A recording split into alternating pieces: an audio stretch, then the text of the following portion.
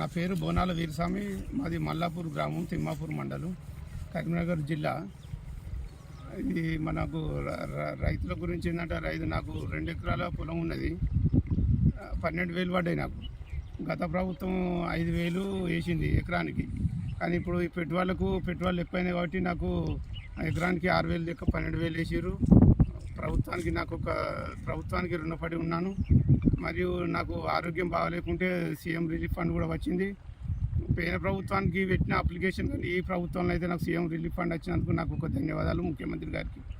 మరియు నిరుపేద ఇండ్లకు కూడా ఇండ్లు మంజూరు చేయడం జరిగింది. నిరుపేదల గురించి ఆలోచించి నిరుపేదలకు ఇండ్లు లేని వారికి ఇండ్లు కూడా ఇవ్వడం జరుగుతుంది ప్రభుత్వం. ఇది కూడా నాకు సంతోషకరమైన విషయం.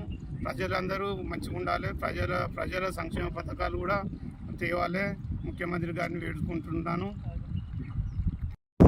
నా పేరు హనుమన్ల లక్ష్మారెడ్డి. మైలారం గ్రామంలో 2 ఎకరాల 31 గుంట ఉన్నది. మాది గన్నేవరం మండలము. రైతు భరోసా పైసలు ఎకరాన 6,000, 2 ఎకరాల 31 గుంటకు 16,650 బ్యాంకులో జమ అయినాయి. 50 పైసలు తెలంగాణ ప్రభుత్వము పెట్టుబడుల కోసము పండ్ల బస్తాలు, మందు బస్తాలకు వాడుకోవడానికి రేవంత్ రెడ్డి గారి ప్రభుత్వము మాకు ఇచ్చింది. చాలా సంతోషము. మా డబ్బులు బ్యాంకులో పడ్డాయి. రేవంత్ రెడ్డి గారికి కృతజ్ఞతలు. నా పేరు కనివేన రామకృష్ణ.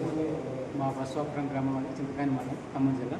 మా రెవెన్యూలో నాకున్నట్టు భూమికి ఒక రైతు భరోసా డబ్బులు ఇవ్వబడి, ఈ సమయంలో రైతుకి కావాల్సిన సమయంలో రైతు భరోసా డబ్బులు పడితే రైతుకి చాలా